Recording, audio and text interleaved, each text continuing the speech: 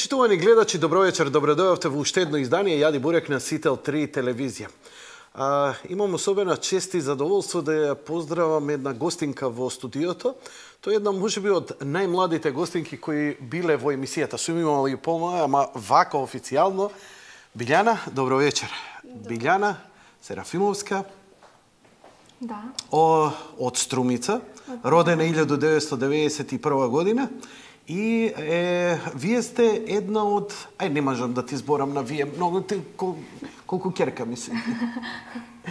Билјана, ти си еден од најмладите алпинисти во Македонија и ти си првата девојка или девојче, како да кажам, кој си искачило на Мон Блан? Па, како прва девојче, да. Може би најмладата, може би не првата, но најмладата и уште до ден денес тоа. Заедно со уште едно девојче, Елена Костовска од Битола. Ај малце сега за тебе. Убаво е, се занимаваш со спорт, сето тоа. Од каде па е алпинизам и на 16 години да стигнеш и да се искачиш на Мон Блан? Која е твојата приказна во сево ова? Па, искрено и еве сега, денес, кога размислувам за сето ова, поминати се неколку години и се прашам како можев тоа да го направам на 16. Може би сега не е некоја голема филозофија Мон Блан и сите тие врвови, но ете, малку е била голема работа на 16 години. Инаку љубовта ја наследив од мојот татко, Серафим. Тој е еден од најдобрите алпинисти кои постоеле во Македонија и бил дел од првата експедиција за освојување на Монт Еверест, нашата македонска, 89-та. И тогаш се искачи Димитар Илиевски Мурато како проф македонец. За жал сите знаеме, нели, дека заврши. Трагично заврши неговото, да. И татко ти беше со него? Да, тие беа заедно во иста експедиција. И јас сметам дека тоа е еден голем херојски подвиг, затоа што многу е тешко нешто да го направиш проф, нели, и да бидеш дел од нешто што е прво. Што ти раскажува татко ти за тоа нивно искачување, за тој подвиг, за таа трагедија? Па, реално, може би не ми раскажува толку многу за тоа, затоа што јас сум почувствувала дека сите тие луѓе што биле дел од таа експедиција многу сентиментално се однесуваат кон тоа, затоа што тие биле како браќа, тренирале заедно, се спремале за тој подвиг и верувам дека емоционално на никого не му е било лесно и после тоа беше многу тешко со нив да се зборува за тоа. А па сепак татко ти не се штедеше да ти ја пренесе љубовта сепак кон алпинизмот. Ја не знам, ете многу храбри од негова страна. Кога ја би преживел такво нешто, би се трудел моите деца да не дознаат дека постојат планини на светот. Па знаете, тоа е еден друг свет и многу е добро затоа што јас сега можам да го разберам татко ми. И тој го разбира тоа. И после голема храброст кога родителите нели ќе ти дозволат, ајде оди да се качуваш. Еден ден јас ќе бидам родител и не сум сигурна колку лесно ќе им дадам на моите деца да го прават тоа. И затоа секоја чест на моите родители што верувале во мене и што ме поддржале во сите тие подвизи, затоа што пред се биле на многу млади години, на 16, на 17, на 18 години. Замисле да тоа е во средно училиште. Што правеше пред тоа? Како почна твојата љубов? Како се разви кон алпинизмот?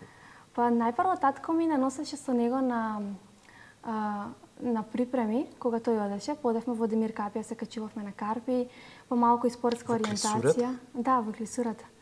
Тоа важи за едно од најдобрите места за качување во Македонија. Ја тоа знам, изгледа прилично така предизвикувачки, нели? Бара многу и физички и ментален напор, опасно место делу. Што правеше ти за тоа и ти се пентареше со него? Но всушност јас почнав со тоа, јас почнав со спортско качување. Тоа е една дисциплина каде што се искачуваат карпи и тоа е можеби нешто ново. Не толку многу, но сигурно поново од алпинизмот. Алпинизмот постоел претходно, потоа се развило и спортското качување. И така, јас почнав со качување на карпи, но одеднаш ми се роди желба дека сакам да качувам планини, што беше малку поинакво, затоа што нели не е исто да бидеш на 4000 метри. Сигурно не е исто. Но кажи ми, од колку години он те носи со себе? Па можеби од 6 години. Од 6 години. Да. И ти малецко пинцујче се пентареше по планини со татко ти. Па почнавме со карпи прво, да. И како изгледа тоа 6-годишно девојче да се пентари по карпи, мислам? Па јас мислам дека и тоа е поентата. Затоа што ние кога правиме спортисти, многу е битно тие уште од мали да почнат да го прават тоа. Ама чекај, ова не е кинески циркус, малце не можам визуелно да го разберам. Стварно мислам, со јаже идете, предпоставувам, така? Да. Со јаже. И ти позади се влечеш и се качуваш, така? По него. Значи има една насока на карпа и таму има поставено клинови. Така. И на тие клинови се ставаат карабинери и качувачот нели има појас, а и тој што осигурава исто така има појас. И тој што нели прво јажето го окопчува во клиновите и така нели доаѓа до тој баланс. Може. Ако он е евентуално па ова долниот клин ќе го задржи и така натаму. Мора некој да те осигурава и кога ќе стигнеш до крајна насока, таму има сидриште и потоа ти ја вадиш опремата и се спушташ на сидриште. Тоа не е толку комплицирано. Не е комплицирано. Но треба да се види. Да. Треба да се види. Да. Ја доволно сум се качил на врв на висока зграда да погледнам од озгора и знам што може да се види. Никогаш не си имала проблем со височините, со поглед на доле, со тој страв? Со тоа не сум имала проблем, но некогаш, пример, качуваш некоја насока или качуваш мултипич насока, тоа е околу 200-300 метри карпа и сега кога ти си на 200 метри и нели ја вадиш опремата и го осигураваш тој над тебе. Тоа сме го качувале во Грција, беше многу интересно и го гледаш морето под тебе, нема ништо освен провалија и тука има некојаш малку тешки моменти. Но тоа поминува нели кога ќе искачиш на соката. Ќе збориме за тешките моменти. И постојано, сакам да се задржам на тешките моменти, токму тоа е, бидејќи тоа е подвигот на алпинистот. Лесните моменти, у лесните моменти јас ги пентарам. Да. Ќе испентарам на лесното. Проблемот е кога ќе дојде тешкото. Имам фотографии каде те како Том Круз во Mission Impossible, каде висиш на една рака, на една карпа, под себе немаш ништо. Ќе збориме и за тоа. Тоа бара огромна психофизичка подготвеност. Па да. Сите мислат дека, пример, е многу битна физичката подготвеност, но јас сметам дека многу е побитна менталната подготвеност.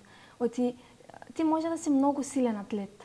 Меѓутоа, ако не си умствено силен, е многу тешко да успееш, посебно за експедициите. Ќе збориме за тоа. Да. Ме интересира, сакам да се задржам на твојава приказна. Значи, татко ти ја пренесува таа љубов и покрај трагедијата која очигледно длабоко го погодила него и сите од тимот, бидејќи беше вистинска трагедија, тоа беше беа денови на жалост и траур во Македонија. Јас не сум била родена тогаш. Така, ти си 91 година, ја го паметам, тоа беше едноставно одекна низ целата нација и беше навистина трагичен момент. Бидејќи па и ние ретко имавме такви експедиции, знаеш, не сме имале 100 експедиции, па ете и тоа да се случи, што викаш, од по барем некоја теорија на можност дека може да се случи, бидејќи на Хималаите на вистина годишно многу луѓе го губат животот. Ме интересира сега за тебе што понатаму до твојот прв подвиг кога тргнува, значи како ти се развиваш во оваа област? Ти си нормално девојче, си имаш другарки, си тераш школа, но исто така постојано планинариш со таткот. И твоите тинеџерски денови, де факто ти ги поминуваш токму развивајќи се како алпинист. Ме интересира, што понатаму, ете, на 6 години те носел? Што правил на 7, на 8, на 9, на 10? Како идеше понатаму? Па ние најпрво почнавме со спортска ориентација, тоа е трчање во планина со топографска карта. Трчање во планина? Како бе тоа се трча?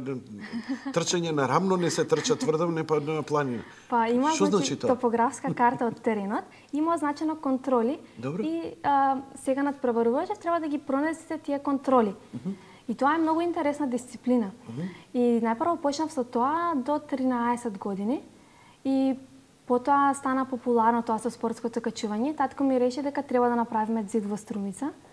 Вештачки, така. И така ние го направивме тој зид. И јас бев многу талентирана за качување. И така почнавме да тренираме со брат ми. А како знаеше дека си талентирана за качување? Па тоа се познава дали некој има техника или нема. Се пентареше низ домот, вика, приберија.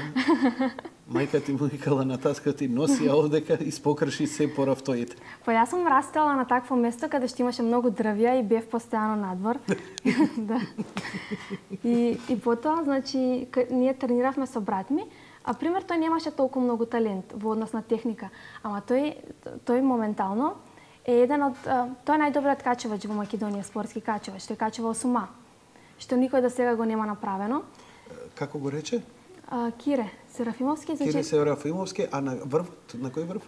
Не е тоа врв, значи тоа се скали на качување. А скали на качување, како ги изговори? 8А, значи имаш 8А. имаш 5А, 5Б, 5С. Добро, извини, да. нели има К2 врв еден, па реков викам 8А за да не е некој врв. Не, тоа се како скали. Скали? И пример тој многу тренираше и успеа да го направи тоа. Кое? Да искачи 8А+, тоа е многу висока оценка.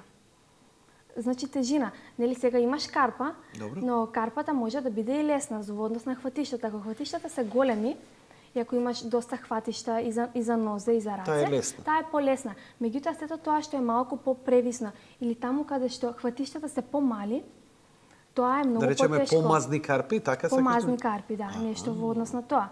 Но не мора да значи, може па да бидат со големи движења. Или пак да биде превисно, нели кога е превисно, ние вложуваме многу повеќе сила и енергија во стомачните мускули, во грбните. Што значи превисно? Објаснувај ги малце поимите. Превисот е нели степенот. Така? Да. Може да биде рамно, меѓутоа може да биде накосено. И доколку е можно? И до 90 степени вие можете тоа да го... Не, ние качуваме примери вака. Тоа е превис, буквално, во хоризонтална. И се држиш само на раце во тие моменти, Па де факт. некогаш има и такви детали, да. И ти можеш својата тежина да ја поднесеш на твоите раце. Тоа значи дека имаш исклучително добри... Па најбитни се прстите, односно тетивите на прстите. Колку Да. тие се посилни, па да, тоа е многу побитно. Тетивите, а не Да. мускулите. Па и мускулите потоа се развиваат, но многумина мислат дека качувањето е само во рацете, но тоа не е така. Така? Качувањето е многу повеќе во нозете. Затоа што ти кога ќе направиш едно движење, ако се држиш на раце, кога ќе турнеш со ногата, ти автоматски, нели тоа е физика, автоматски се качуваш нагоре. Така. И нема, тука не употребуваш помалку сила, а правиш движење. Да. Ова е неверојатно. Тоа значи целото тело треба да биде во таква напната состојба, како еден мускул да биде. И ги имате оние исфрлања кога не можеш, например, да се прифатиш, кога немаш ништо.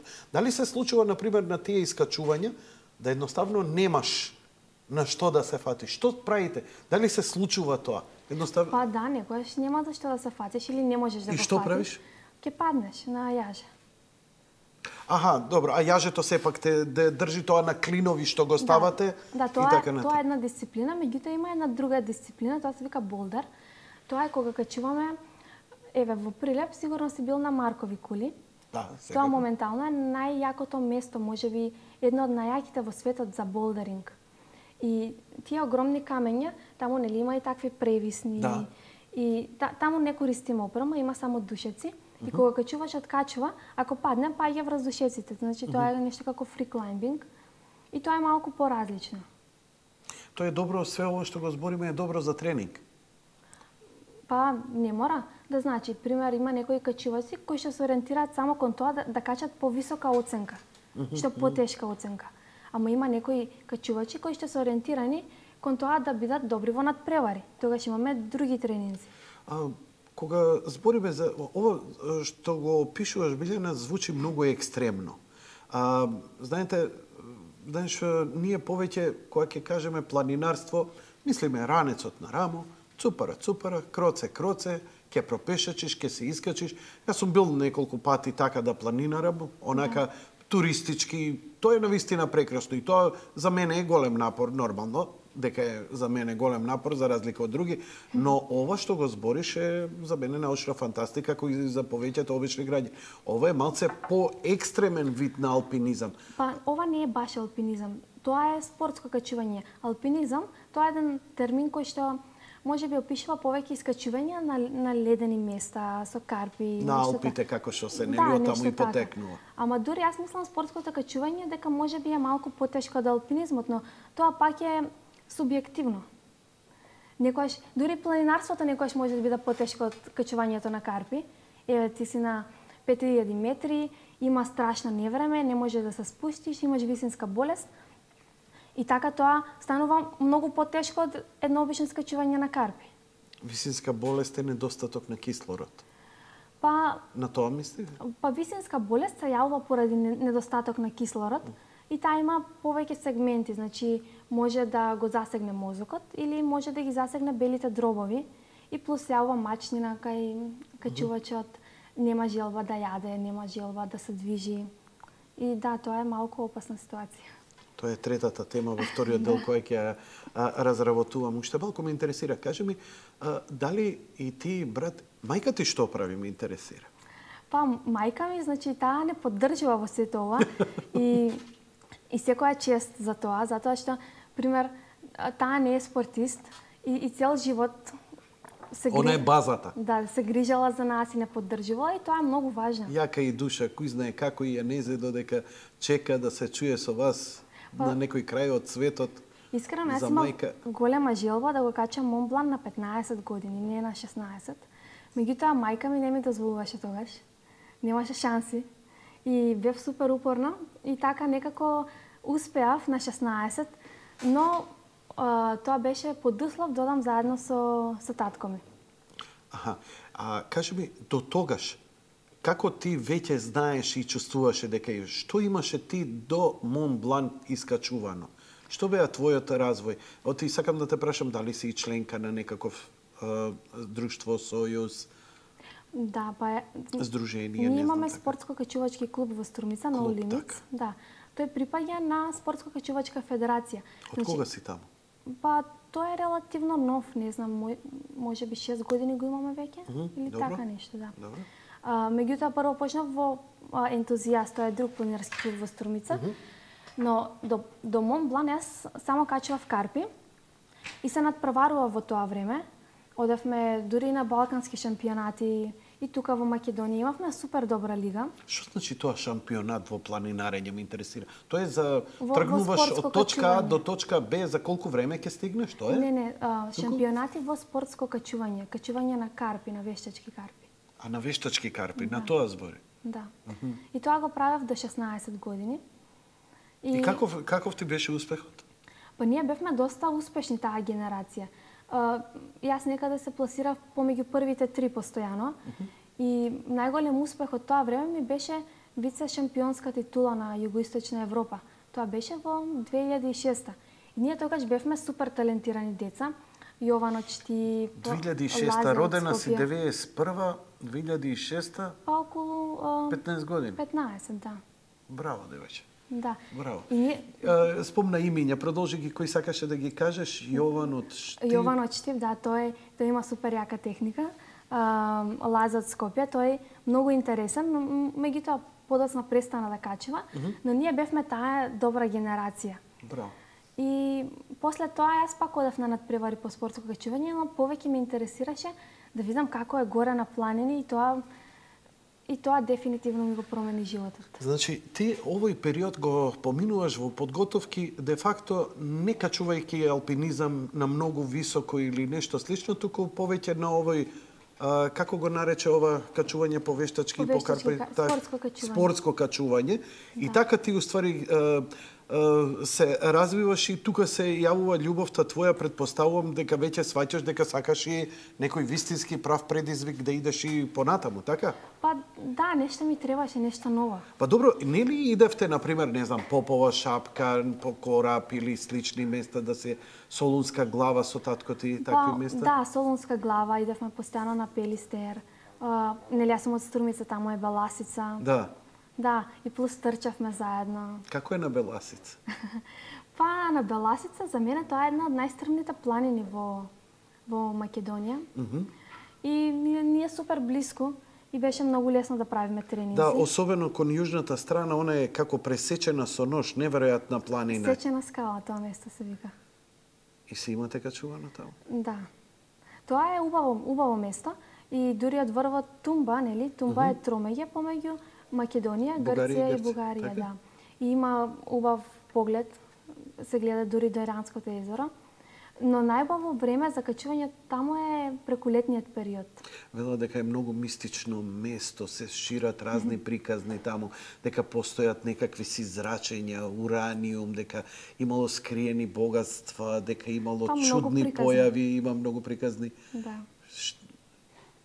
Има нешто од тоа? Па реално има многу приказни, да. Сум слушала.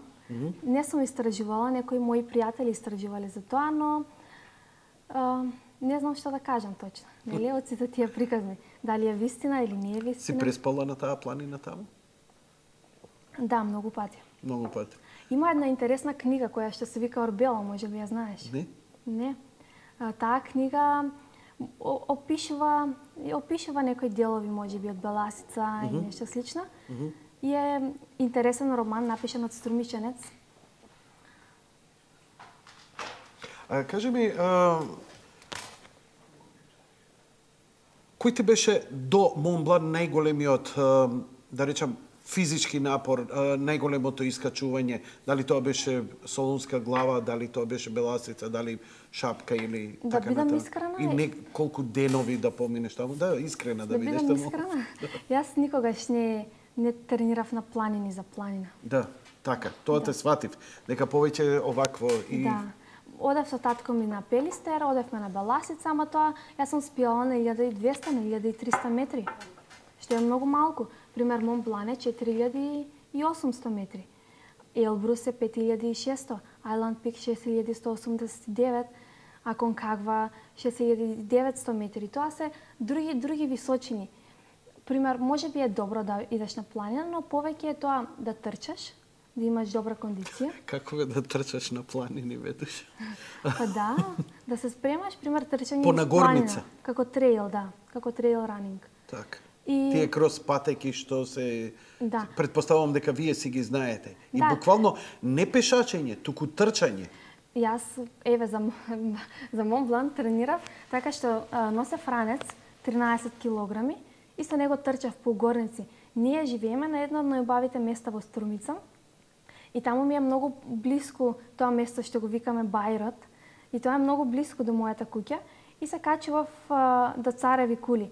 Ама тоа значи правев околу 10 пати качување и симнување со тежок ранец и тоа ми беше тренингот и се покажа дека е супер успешно. Потоа трчав скали со ранец, трчав долги стази. Де факто ти ги развиваше нозете, мускулите на нозете, мускулатурата и коските на нозете де факто, бидејќи тоа најмногу се развива во такво во планинарење, да. А рацете веќе сигурно ги докажа во она спортското со спортско качување. Качување. Да, мускулите се битни, но јас мислам дека умот е побитен. Па добро. Ете, за умот сега си свесна. Тогаш како размислуваш? Тоа сакав да го кажам.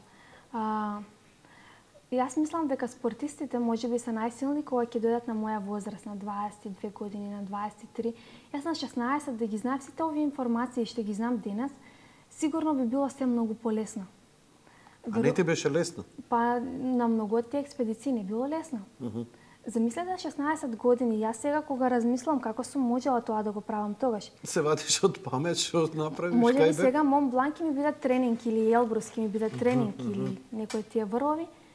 Но тогаш стварно било голема работа. Кажи ми, учествуваше на надпревари, ми спомна дека си учествувала на повеќе надпревари. Каков ти беше успехот? Имаш ли освоено нешто? Каде, што, како? Па во Македонија, да, како што реков, меѓу првите 3 секогаш. Прво, второ... Во спортско качување? Во спортско качување, да. Така? И Балканскиот чемпионат во Грција. Тоа беше супер добро, затоа што тогаш бевме од цел Балкан и денеска некои од нив останаа да качуваат. Но факт е дека сум талентирана за тоа, но решив дека можеби сакам да почнам да одам по планини. Но заврши тој процес со планините, па еве сега повторно правам тренинзи на карпа, затоа што најдов нешто друго што ме исполнува во тој сегмент. Што? Па веќе не ми се толку битни надпреварите колку што ми е битно да се надминам самата себе и да го надминам моето ниво на качување. И еден ден сваќаш дека може да го освоиш и врвот на светот, може да освоиш било што, да бидеш првак. Меѓутоа, дали тоа е смислата? Дали е смислата да се надпреваруваш? Еве јас сакав да те прашам, зошто? За мене не е, веќе не е. Затоа што најголемата борба секогаш е со самиот себе си. Буквално во се. Многу рано си го сватила тоа. Но зошто продолжуваш понатаму? Па сега само поради тоа. Пример, јас кога правам, многу е лесно да седиме дома, да спиеме, да читаме, да се гледаме со пријатели, да седиме во кафана. Тоа е многу лесно. Но ајде да работиме, ајде да спортуваме, ајде да учиме, ајде да се бориме со самите себе. Тоа е малку потешка мисија, зарем не? Многу. И поради тоа, и плюс имаме само еден живот кој што не смееме да дозволиме да помине само така. Туку треба нешто да научиме. Многу луѓе велат дека, ете, они може би постигнале нешто повеќе, но условите не им дале, државата не им овозможила, таков бил животот и така натаму. Ти дали си галено дете од богата фамилија кај што сте имале ненормално многу пари, па си можеле у животот да си дозволувате луксусете. Ке се шетаме по планини, нема да копам по ниви и така натаму. Да, многу луѓе тоа всушност се оправдуваат. Ова не ни чини, ова не е во ред. Меѓутоа, не може секогаш да биде во ред, нели? Треба да се потрудиме да биде во ред. Или да прифатиме.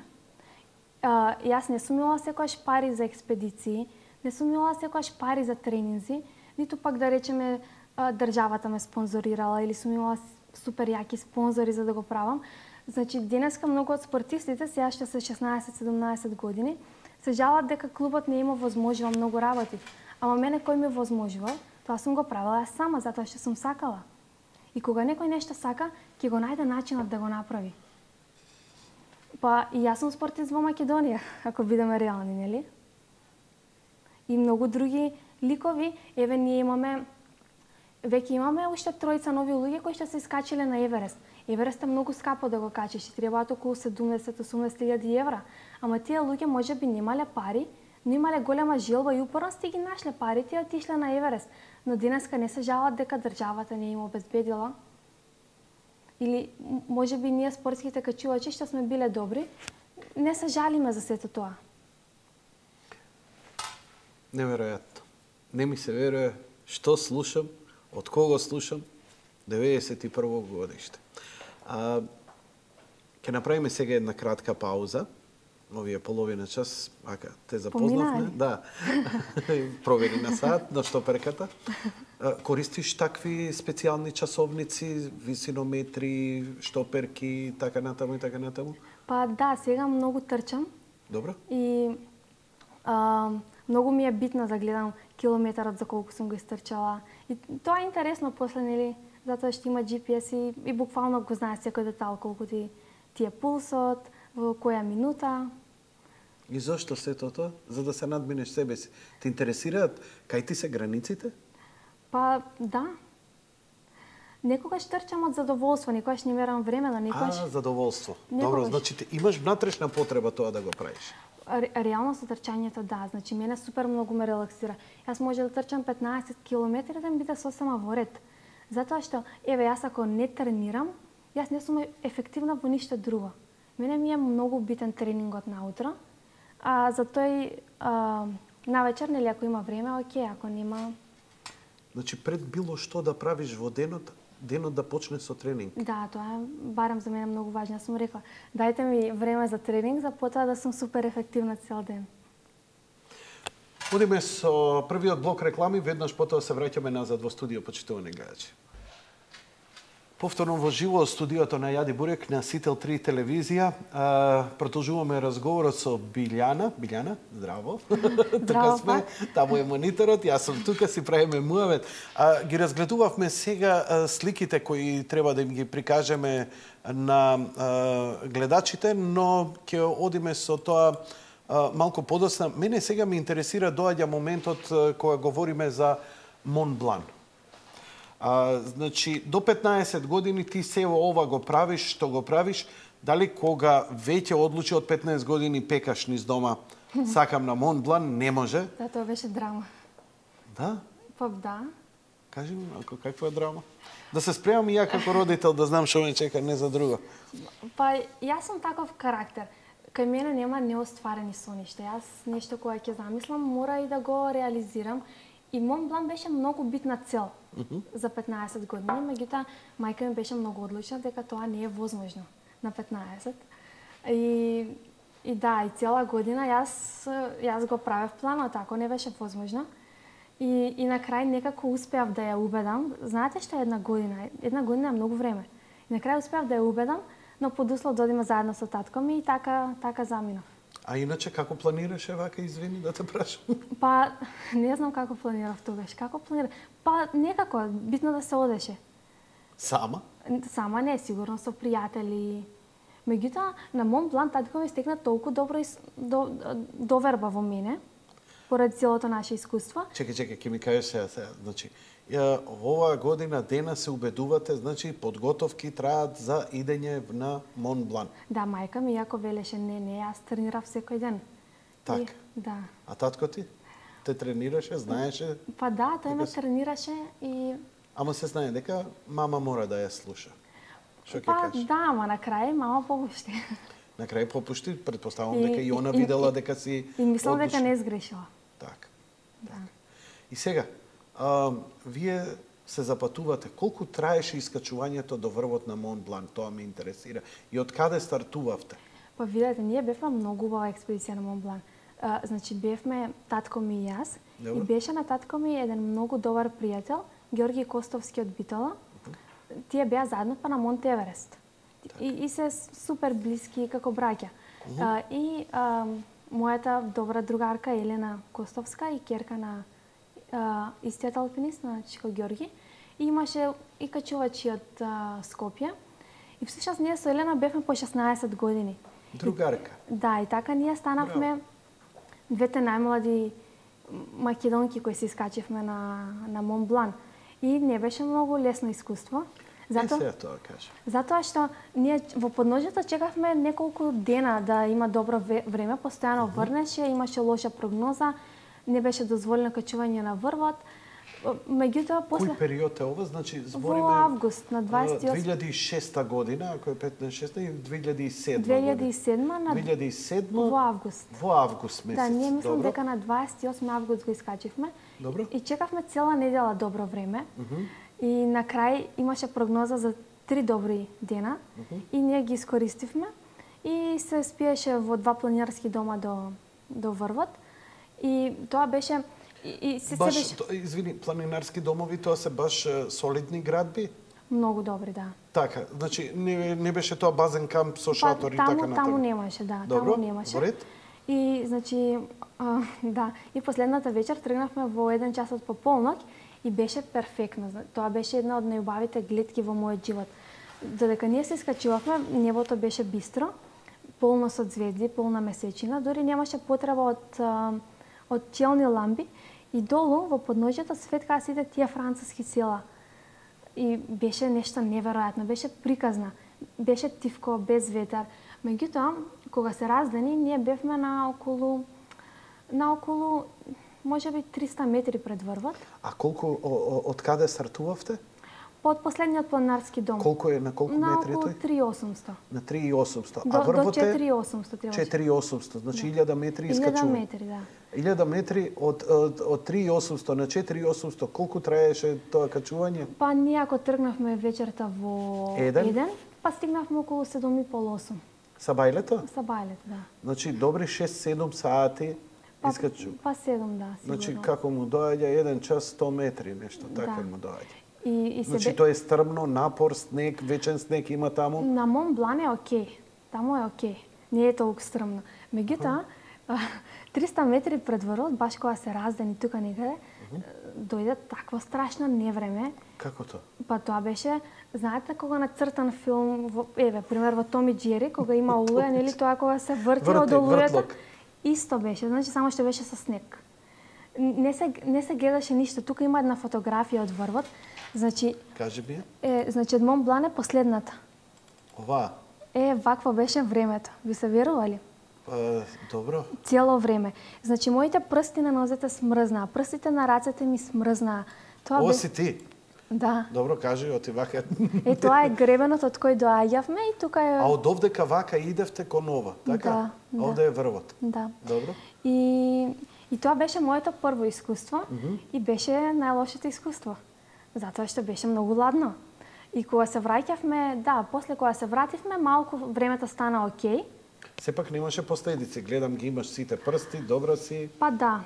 Меѓутоа, сега кога ќе дојде ладно, нели кога ќе дојде зима, мене ми се супер ладни прстите, баш поради тоа. Имаш реума.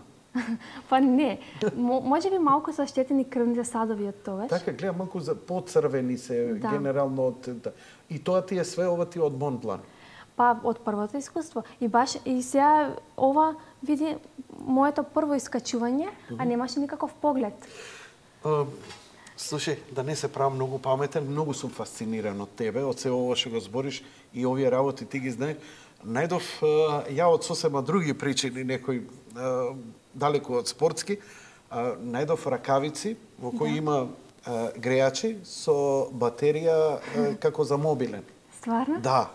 И ти ги загреваат прстите цело време и тоа 8 до 9 часа може да. И тоа не е она вреди, туку она блага некоја температура нормална да ти ја задржи. Тоа е многу добро. AliExpress.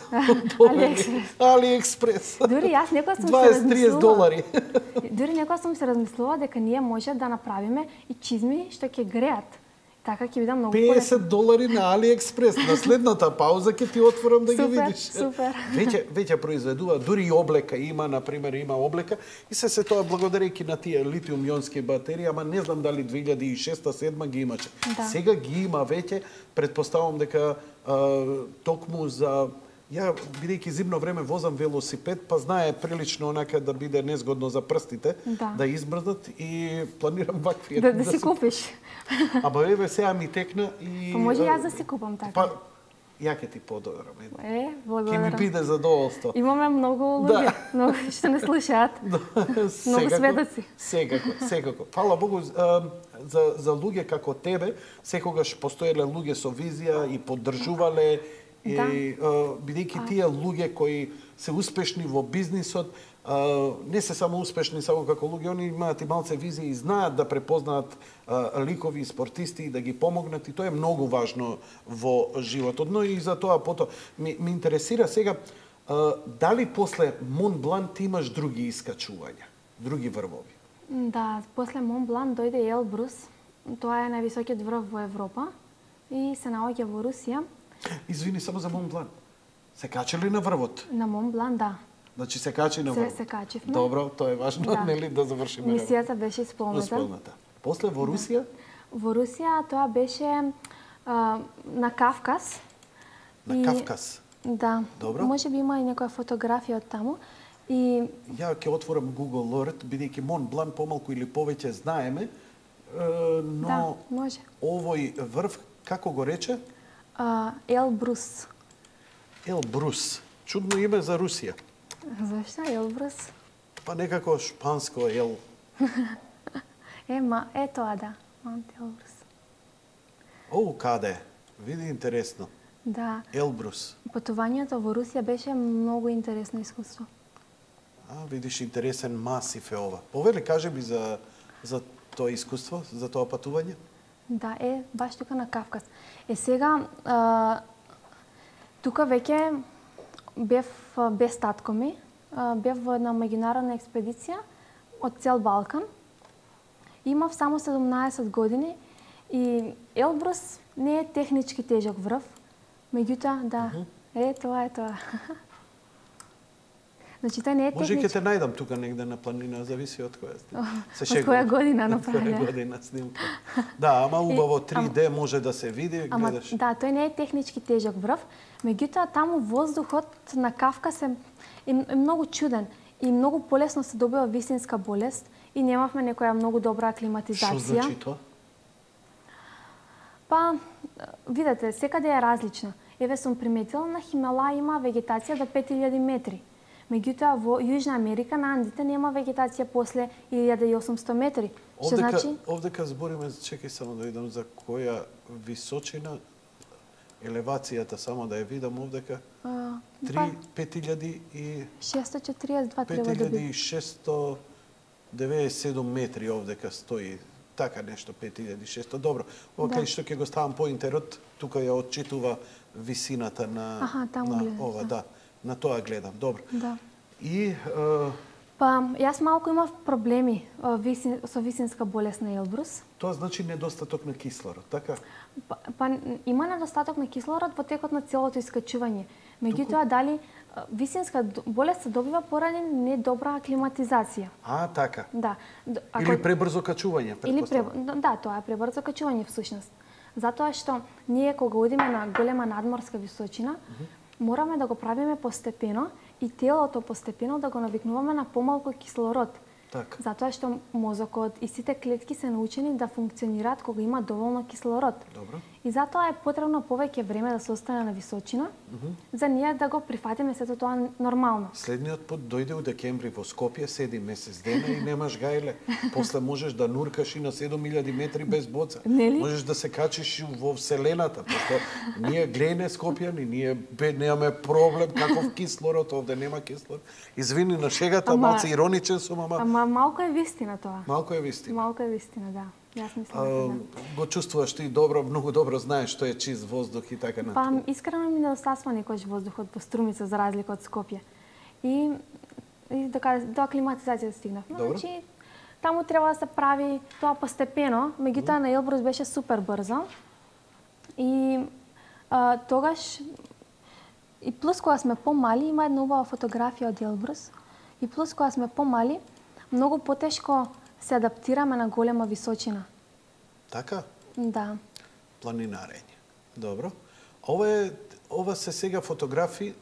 Имаш уште нешто да докажеш на ова, па да идеме слика по слика, сакам да ги разгледуваме. Може да ги гледаме фотографиите. Добро. Ова се Хималаите. Да, ова се Хималаите. Кај беше на Хималај? Ова е за мене едно од најубавите искуства. Ова е врвот Ајланд Пик и тогаш ние бевме четворица луѓе од Македонија. Еве Зегин ми беа спонзори тогаш. Значи, ние бевме четворица луѓе, станавме првите македонци кои го искачевме тој врв. Јас тогаш имав само 18 години. И беше многу битно за мене тоа. Ова е тука во Русија исто така, на Елбрус. Ова е на врвот на Елбрус.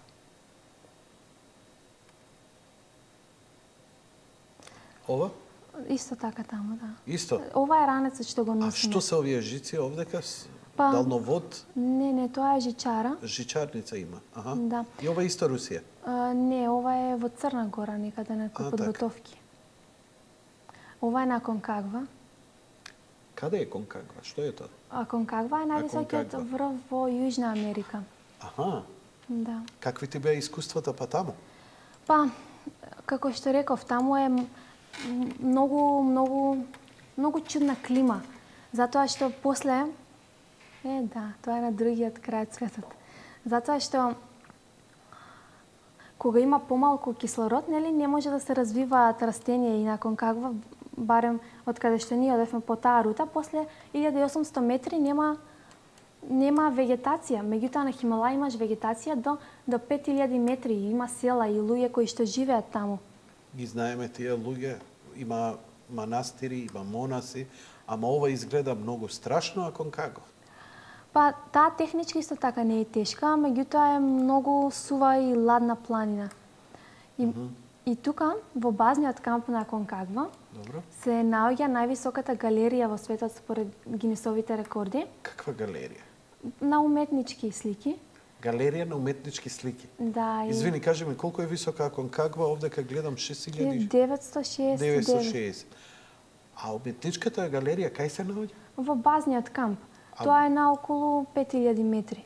И тоа е највисоката галерија во светот. Значи, тоа е негде овдека, доаѓа 5000 метри, колку што гледам. Плаза дел Мулас, може ќе ни го даде, Плаза дел Мулас. Да видам, places, photos, roads, да ги уклучам тие моменти, па нешто ќе даде. Ова се фотографии од тоа место, но ти имаш некои фотографии од тоа место, ако не се лажам. Ова е зајди сонце. Ова е тука. Извини? Ова е зајди сонцето од еден висенски камп на Конкагва. И видете, ова е едно од најубавите зајди сонца кои што сум ги видела во мојот живот. Сонцето пола е одразот во океанот и ти го гледаш тоа одозгора. Изгледа како цело, а уствари половината му е во океан. Да. Така, ова е глечар некој, предпоставувам? Да, тоа е околу базниот камп. Можеби тука ќе биде и уметникот Мигуел. Мигуел Доора, тој е неверојатен талент.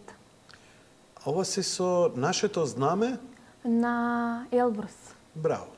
Да, ова е многу убава фотографија. Никогаш не забораваш која си, нити се срамиш и си носиш свое знаме. Ова е весникот Таа, тие ми се добри пријатели, па им бев двапати на насловна. Супер.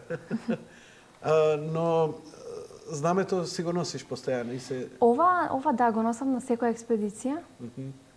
Во Грција го носеше? Па и би го носела, зашто да не? Добро. Има многу твои фотографии. Ова е на врвот на Хималај. И видете на кој врв си овдека? На Island Peak. Island Peak. Тоа да го најдеме малце Island Peak. На околу 100 метри висински од Монт Еверест. Ова е истото тоа? Да. Со Extreme Summit Team. Да, тие се српски тим. Чекај да го видиме како изгледа, еве вака веќе која фативме со Island Peak. Може да го напишеш како Island Peak. Island Peak, да. Тоа е многу убав врв. Тој има малку технички детали, плюс има супер... Да, Имјаце. Да. Така се нарекува. Во која земја припаѓа овој? Во Непал, ова на Непал. Ова е во Непал. Ама интересна. Обколена од цела страна со овие глечери и тука... А на 100 метри воздушно од Island Peak е Монт Еверест. И дури ако имаш добар двоглед, може... На колку? На 100 метри, рече? Воздушно, да. И дури ако имаш добар Кај е врвот? Кој е врв? Ова е Лотце. Еве. А ова е Монт Еверест? Да. И значи, ако имаш двоглед... Чекај, ми кажа некој погрешна цифра, 100 метри. Ајде 100 километри, мислиш? Ајде, може ли тоа да се пресмета?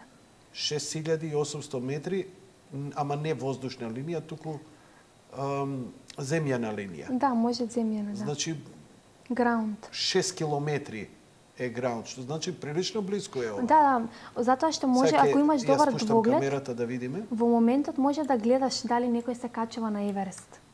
Аха.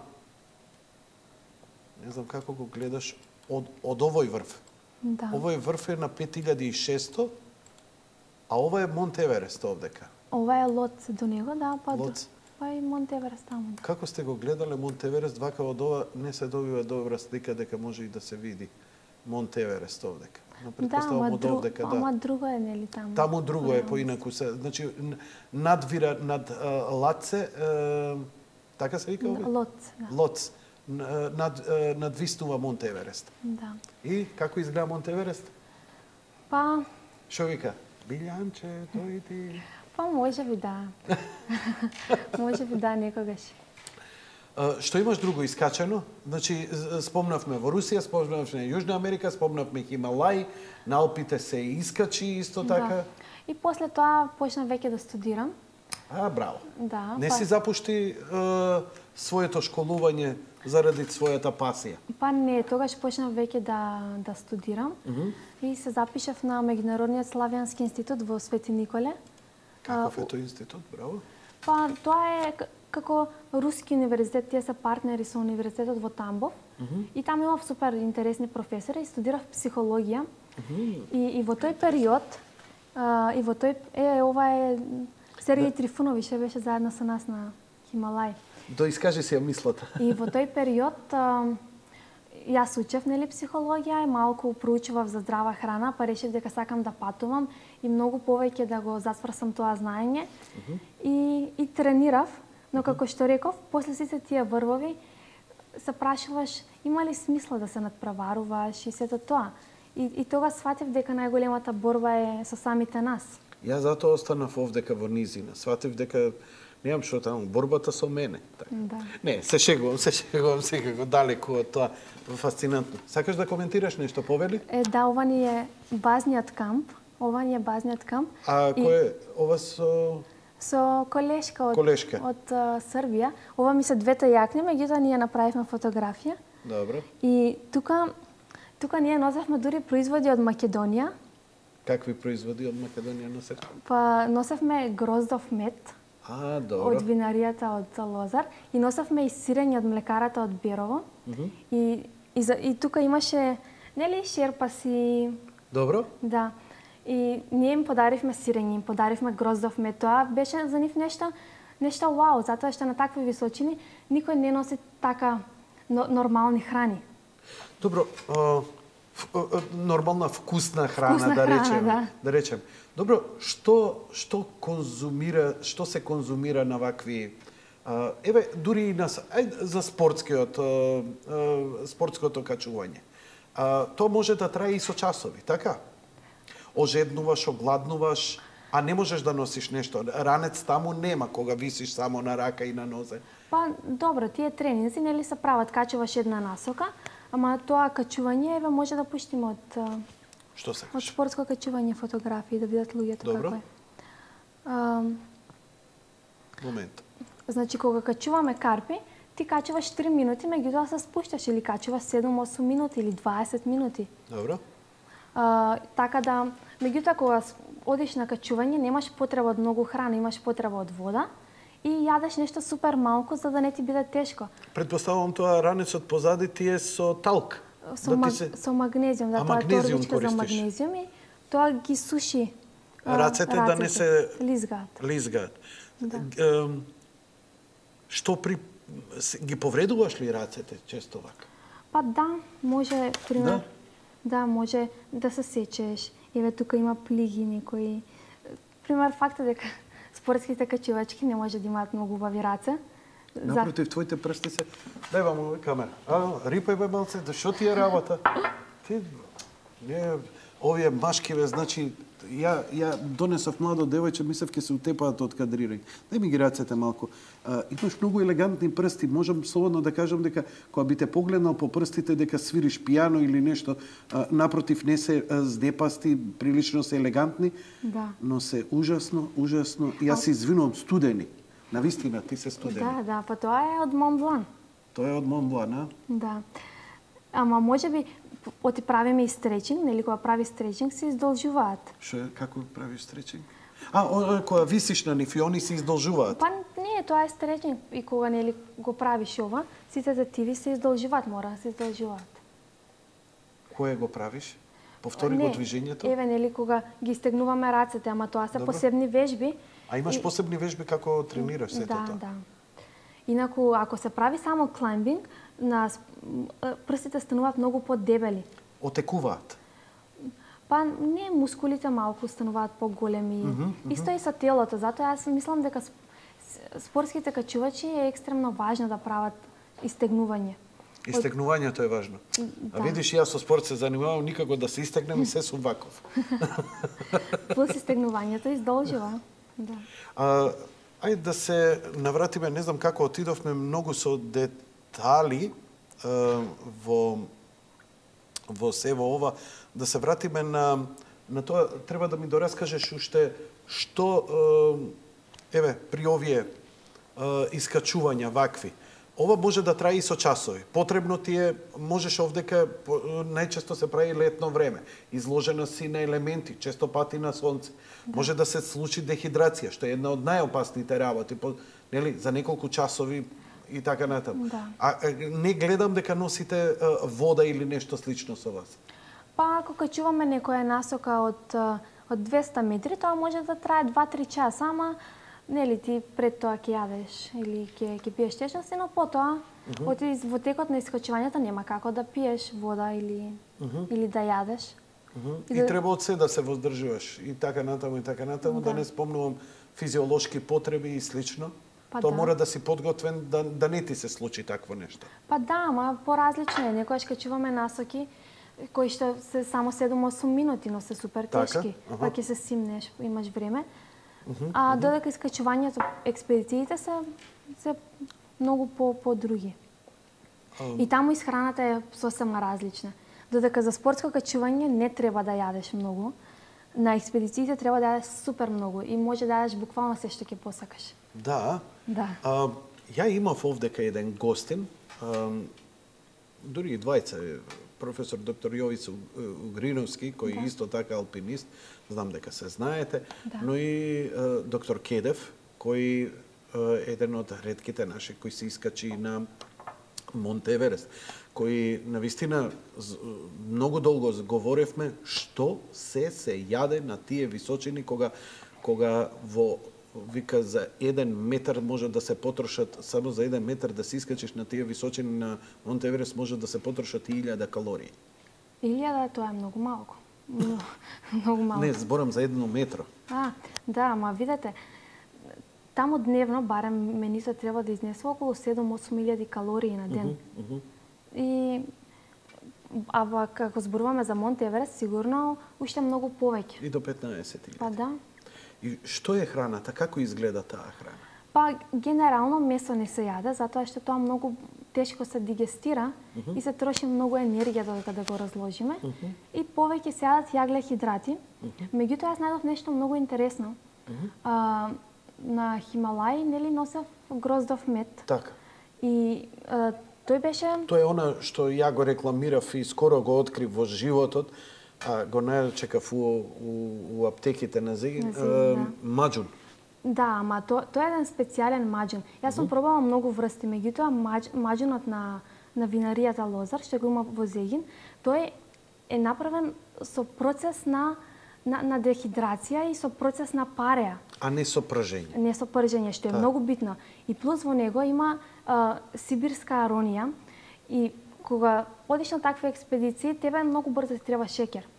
И нели ти кога го пиеш, тоа затоа што е по-ликвидно, по-течно, тоа уште побрзо се апсорбира телото и автоматски дава енергија. И јас се хранам супер здраво. После тоа, кога се вратив од таму, да знаев... Задржи се на ова. Колку такви пиеше, која количина ја пиеше дневно, например, на тој гроздов мед, што го нарекуваш? Па јас си носев во мало шишенце, тоа ако беше некаде околу 250 мл, затоа што го носев натре во јакната, отие многу студено, минус 25. Не можеш и повеќе и тежина да носиш, а и тоа ќе замрзне на минус 25. Не, јас си носев многу гроздов мед, но тој стоеше во базниот камп. Во базниот камп, тоа знам. Плюс ние однесовме многу гроздов мед, кој што го ставивме на шерпасите горе. Аха. И плюс дававме на децата низ селата. И они која пробаа? Па тие сигурно никогаш не пробале такви работи. Тие живеат многу скромно и за нив тоа... Тоа предпоставам дека чоколадо некој им фрлил чат пат, ама вака гроздов мед нешто. Да. Wow, и значи јас си го носев во јакната и тоа треба да се носи на кога е внатре, нели е блиско до телото и така ја задржува температурата. Да. И тој ден на искачувањето, значи до врвото ти немаш време да јадеш. И плюс Island Peak е малку незгодено, ти има некои технички искачувања и немаше време да се јаде. Тргнавме во 12 часот, стигнавме на врвото околу 9:30-10. И во текот на цело тоа време јас пиев само гроздов мед, потоа имав време да јадам малку суво овошје и се вратив во базниот камп и да, немав сила. А што во базниот камп, што јадевте? Па таму се предпоставам таму може да се носи тестенини, тоа. Значи ќе свариш тестенини, тие па и ќе те загреат, нели? Да, имавме кувари, значи многу тестенини, многу компири, брзи јагле-хидрати, мусли наутро. Сега има млеко во прав. Меѓутоа млекото многу тешко се дигестира. Но ние носевме и беровско сирење. Да. Зашто беровско сирење? Па беровското сирење, тоа исто така го произведува Зегин, ти имаат млекара во Берово, па затоа што ми беа спонзори, решивме да однесеме и сирење. Спонзори се, не имајте да замерувате на девојчето, ве молам, зашто да не? Океј, што со тоа сирење? Но тоа сирење има ресвератрол внатре. Што е тоа? Па тоа е како екстракт од семките од грозието. И тоа помага, пример, ние за да ги дигестираме млечните продукти, ни е потребно многу време додека да ги разложиме протеините, мастите и сето тоа. Меѓутоа, со помош на таа супстанца, ако на сирењето му е потребно 20 часа, 24 часа да го разградиме и да помине низ дигестивниот тракт, со таа супстанца ние го разградуваме за 8 часа, што е многу битно за планина. И јас бев супер изненадена затоа што јас не знам дека постои такво сирење во Македонија. Ја прв пат слушам за вакво сирење. Па сигурно и многу луѓе прв пат слушаат. Чекај се, ја треба да се пентарам на Монт Еверест за да го јадам ова сирење или можам да утре се бајле да го имам ова сирење? Па може да си го купите, да. Тоа се произведува во млекарата, во Беломалеш продукт. Што правиш утре од Сабајле? Може да се тренинг, чуеме? Да, тренинг? после тренинг. После тренинг, молим те, да се видиме за тоа сирењето. Да, јас пример се хранам навистина многу здраво, меѓутоа кога многу трчам, имам потреба од нешто од животинско потекло и тоа е само сирење. Друго ништо не конзумирам од животинско. Месо не конзумираш? Не, месо не конзумирам, јајца не. Само сирење понекогаш. Како го надокнадуваш потребата од L-карнитин? Тој кој го има исклучиво само во месото, а спортистите им е потребен. Па, видете, јас мислам дека има многу заблуди во однос на тоа. Сите ни промовираат разни додатоци, еве јас сум пример, јас сум сведок дека не треба да јадеш животински протеини или да примаш дополнителни протеини за да имаш мускули. Затоа што јас имам мускули, а веќе 4-5 години не јадам никакви животински продукти. И тоа се покажало доста успешно, затоа што нели, еве имаме и докази за тоа. Вака расчепатена, висната како диво коза на овие карпи, ова свати го како голем комплимент, бидејќи најфасцинантно животно што сум видел вака да се пентари се диво козите. Предпоставувам дека си ги сретнала на своите. Да, сум ги сретнала некаде. Фасцинантни се на како они па успеваат со 4 копитари, нели, да се движат на такви стрмни места. Навистина фасцинираш со својата техника и со својата спремност, уште од мало ова го правиш. Да се задржиме, сакам можеме да се задржиме уште малку на овие искачувања, значи и на исхраната, па да идеме малку и со психологијата. Значи, ми рече тестенини, тие тестенини се јадат со што? Со беровско сирење? Па ние јадевме и тоа беше многу луксузно за нас. И тој водише... Обично што јадат? Имаат они доста често конзерви. Еве, дури јас сум читал сведоштва на алпинисти, тоа успешни, дека они користат, не знам, конзерви со доста мрсно и месо дури користат и така натаму, и така натаму. Иако ми велиш месо не се користи, но алпинисти го користат на овие големи напори. Па не баш, мислам, дека не баш. Некои може би го користат, но видете, месото е потребно многу време да го разложиме. И апсурдно сега на голема височина, затоа што ти трошиш многу енергија на други функции. Значи, буквално се да функционира во организмот, на такви височини ти максимално исцрпуваш енергија.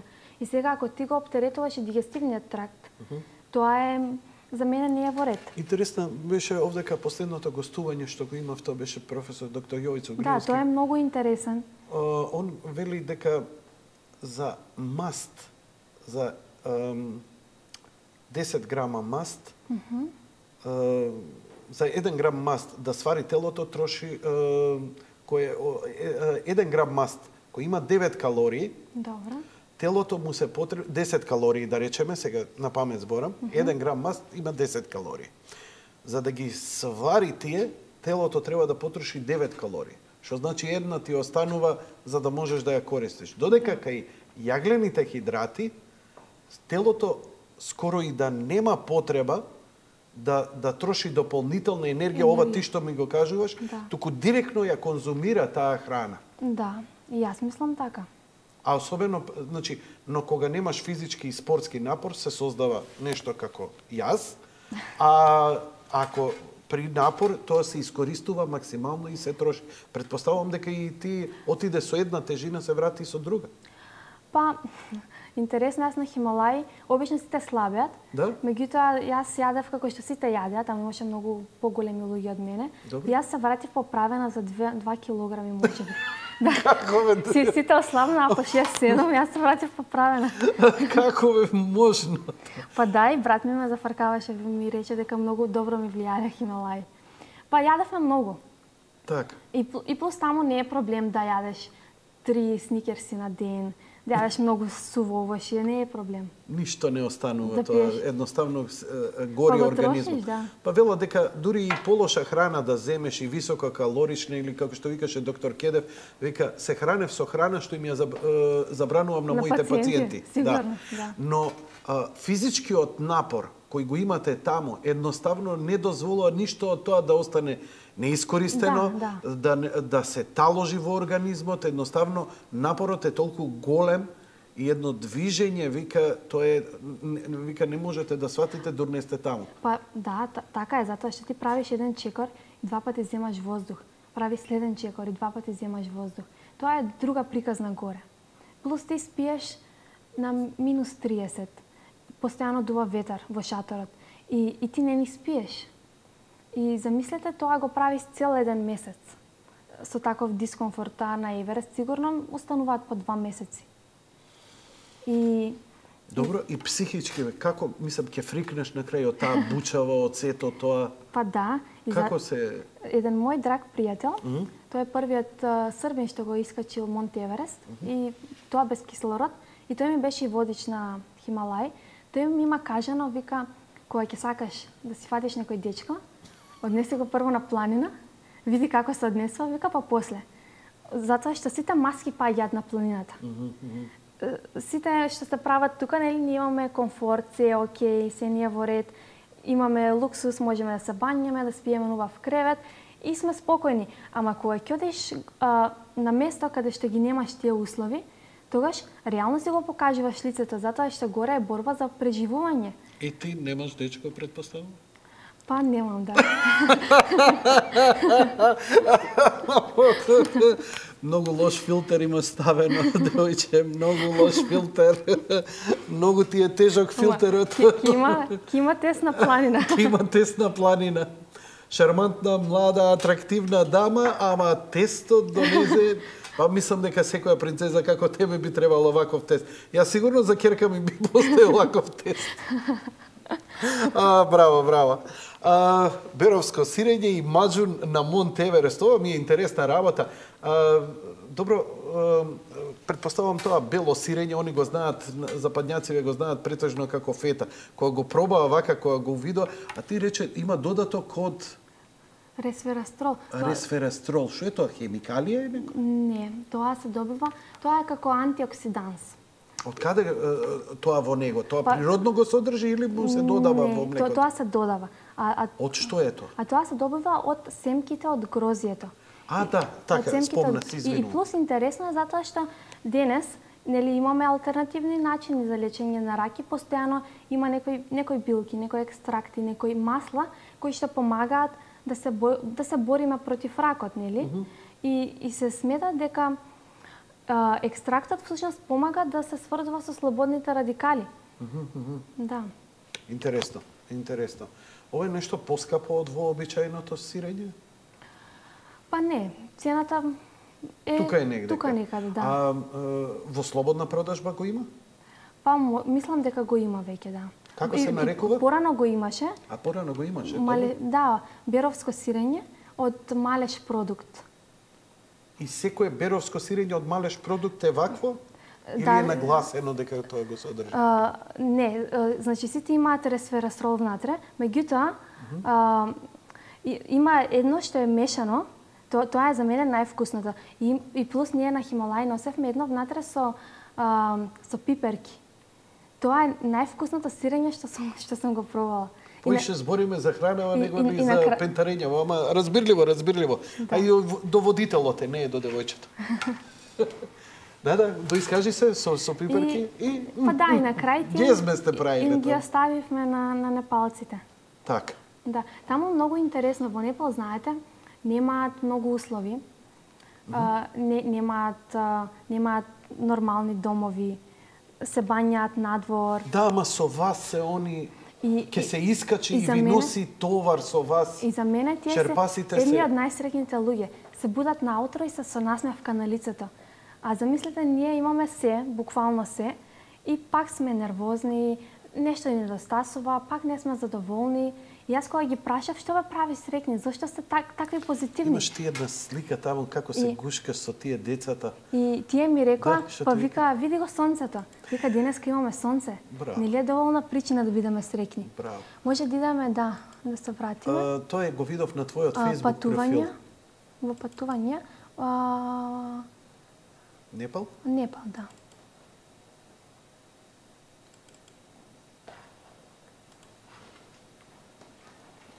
Ова е некој шерпа? Па да, шерпа. Ова е некој хиндуист. А видете, и стварно ликовите им се многу среќни. Видете како изгледа. Ова, нели јас учев средно медицина. Добро. И тука му мерам притисок на еден од нашите шерпи. Каков притисок? Совршен. Да, нормален, добар. Најнормален. Еве си со децата. Да, види, души. И, да, и пример Дечарка си, значи. ќе им дадеш чоколада и тие супер многу се радуваат на тоа. И? И сакам да кажам дека нели треба многу повеќе да ги цениме работите што Бог ни ги дал, затоа што навистина имаме многу. Таму е друг свет на Хималаи и ние не знаеме што таму се случува, а тие се толку среќни. Верник си? Да. Мислиш дека си го повикувала Господ у тие моменти да ти помогне или ти помагал? Ја чувствуваш не таа се присутност некако? Ме интересира дали психички, дали верата ти помага при овие големи напори кои ќе ти дојде малодушност, откажување, замор. Ти доаѓаат ли такви моменти и мисли? Па, видете, јас верувам дека без Бог ние ништо не можеме да направиме. Бог мора да вдахне сила и да вдахне дух за да се направи нешто.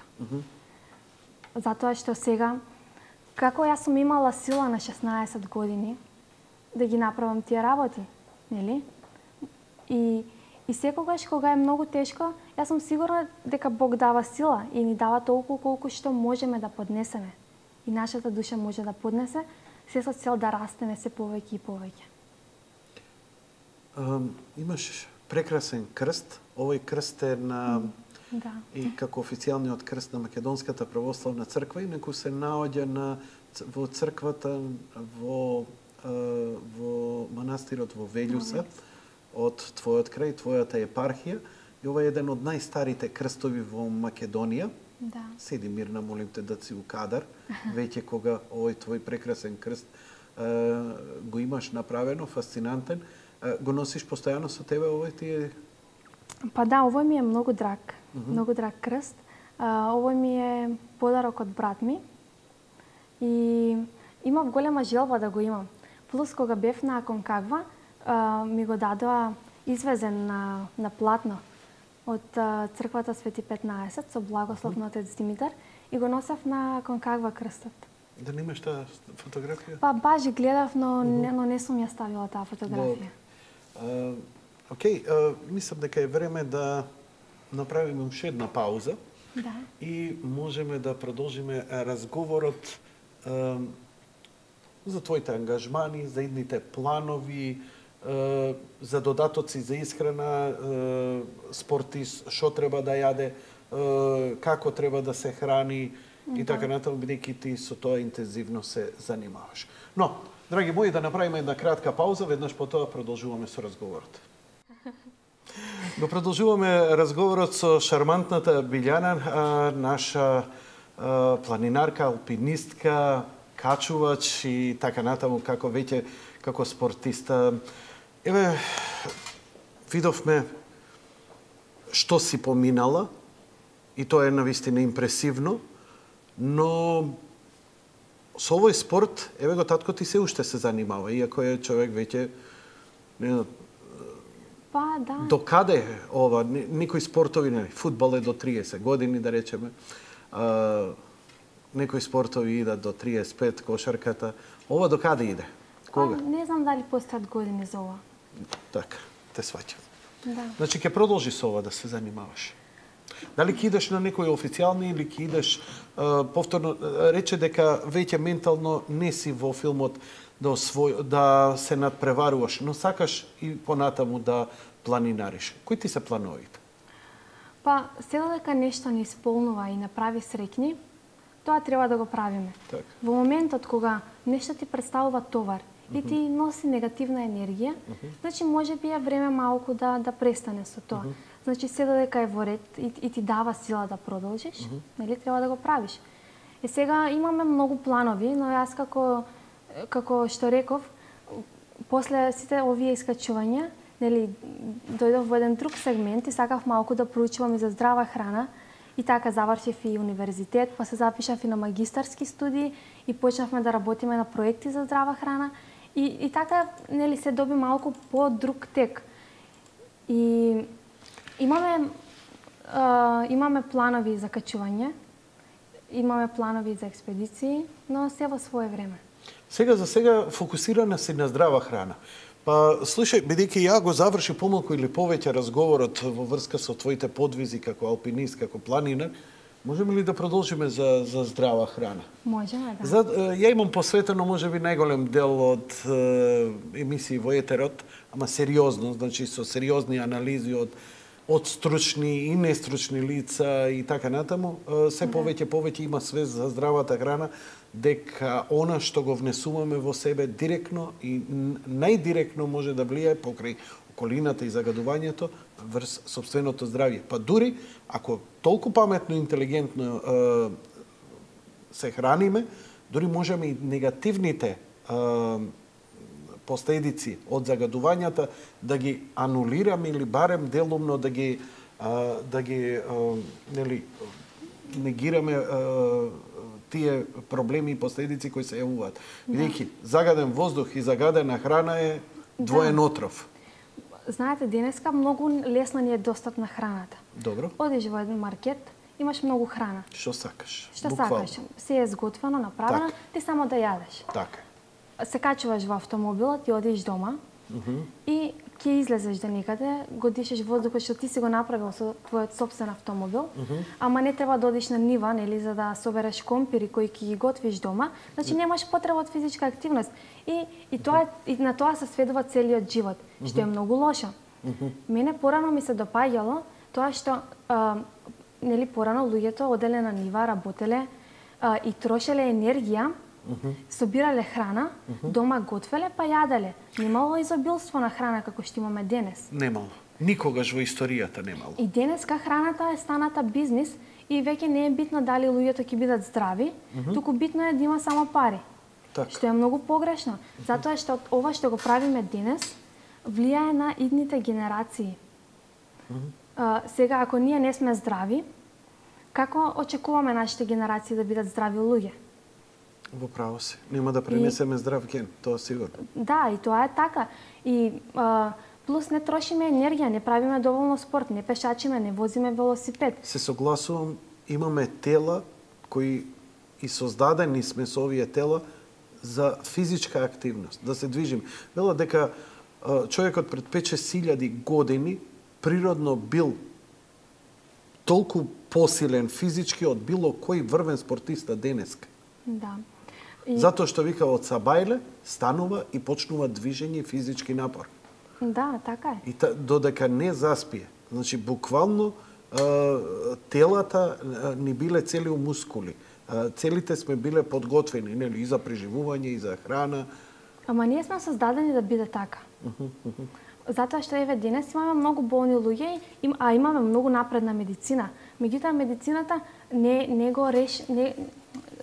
не работи на тоа да го реши проблемот и да го отстрани, туку само ги прикрива последиците кои што доаѓаат од проблемот. И тоа се само пари кои што ги фрламе во здравството, а на крајот немаме излекуван проблем, нели? Хроничните заболувања современата медицина не ги лечи. И тоа за мене не е во ред. И така јас почнав да истражувам и дури и патував, и бев во Индија и проучував разни медицини и таму на исток, еве барем во Индија има една медицина која што се нарекува аюрведа. Меѓутоа тие луѓе илјадници години го знаат сето тоа и тоа не е никаква тајна, само што немало како да стигне до нас. А тоа е? Па тоа е здравиот начин на живот, правилен начин на живот, затоа што секој човек има различна конституција на телото и според тоа секој човек треба да јаде одреден вид на храна, треба да прави одреден вид на спорт. Значи... Тие што се многу слаби луѓе, малку е тешко да ги пуштиме на 7000 метри височина, затоа што тие немаат ни доволно маси телото да биде загреано и да биде топло. Не е секој за се способен, разбирам. И плюс, одреден вид на храна се одделува за одреден вид тип на тело. И тоа. Значи, нешто збориме некаков генотип овдека на некој начин. Дека имав една емисија посветена дека постојат неколку десетина вида на генотипови на луѓе во кои детали се одредува. Не секоја храна е погодна за секого. Па дури и она најопшта, дека човек треба да си ја пронајде таа храна што му одговара. И добро, сето ова тебе колку ти помага, со која цел? Само лично за да се развиваш како спортиста или планинар, или зошто ова трагање? Еве и факултетот и научно си навлезена сега, веќе си стручњак за здрава храна, така? Па сега учам магистарски на психологија и тезата на која што ќе пишувам ќе биде за тоа како ние да превентираме депресија со помош на здрава исхрана и правилен спорт. Можно е такво нешто? Па, да, ние веќе и соработуваме со некои научници институти од Исток, затоа што реално, нели, ако има синтеза на невротрансмитери, како што се ендорфини, допамини и плюс ако има, да речеме, знаете, одредена храна може да помогне да има синтеза на ендорфини или ако правиш многу спорт. Добро. И тоа автоматски ти го подигнува расположението. Така. Преносот на мислите. Ако имаме нели пациенти со многу негативни мисли, кај нив малку потешко оди целиот тој процес, па дури и да им дадеме храна која што ќе прави синтеза на серотонин. Значи баланс помеѓу исхраната и внатрешниот и спортот. Так. Значи спортот е многу битен. Затоа што еве видите или кога ќе видиш некој човек што многу го сакаш, и не си го видел многу време и ти зрачиш. Леле, не те видов колку време, што правиш, и нели се подига малку нивото на енергија во тебе? Се подига. Истото тоа се прави и кога човекот прави спорт. Така, значи, дружењето пак е основата љубовта. Ако ние сме обкружени со љубов, ако имаме луѓе што ги сакаме, нема како да имаме депресија. И ако правиме спорт, нема како да има депресија. Ако се храниме здраво, нема како да има депресија. Ако цело тело, значи умот, духот и телото ако се во баланс, тогаш и личноста ќе биде во баланс. Ти не си веган, нити стриктен вегетаријанец, ти користиш млечни производи, рече кашкавал, сирење и така. Не, само сирење. Само сирење, друго ништо. Но тоа не значи дека и луѓето не треба да конзумираат другите такви, бидејќи баш од таа млекарница што ја спомна Беровска има и еден фантастичен кашкавал, што сум го пробал, тоа е исто така. Да. Јас не сум го пробала. Па ќе размениме, ја ке тебе кашкавал, ти мене сирењето. Добро, дали е стрикно препорачуваш, не знам, вегетаријански начин на исхрана или бидејќи денеска се покажува се повеќе и повеќе, еве на пример денеска и читав едно интервју на еден лекар, педијатар, кој вели дека постојат дури земји и дека е најстрого забрането децата да бидат вегани. Никако дете во развој веган да се дозволи, вика. А дури имало и казнување на родители кои своите деца како вегани им ги одземале заради неисхранетост, за останување во психофизички развој и така натаму.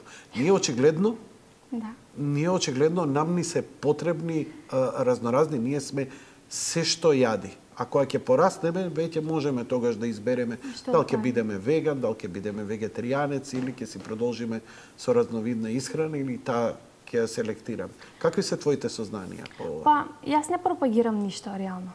Меѓутоа, тоа е нешто што мене ми одговара. Так. И јас со тоа сум постигнала подобри резултати. Мене ми одговара овој начин на исхрана. Меѓутоа, ако на некого му одговара да јаде месо, тоа е сосема во ред, нели? Така. Меѓутоа, јас сметам дека ние можеме да имаме доволно протеини од други извори. Затоа што ние кога јадеме протеини, треба да ги разградиме до аминокиселини, па да ги апсорбираме и така нели храниме мускули и слично. Меѓутоа, зеленот има најмногу аминокиселини.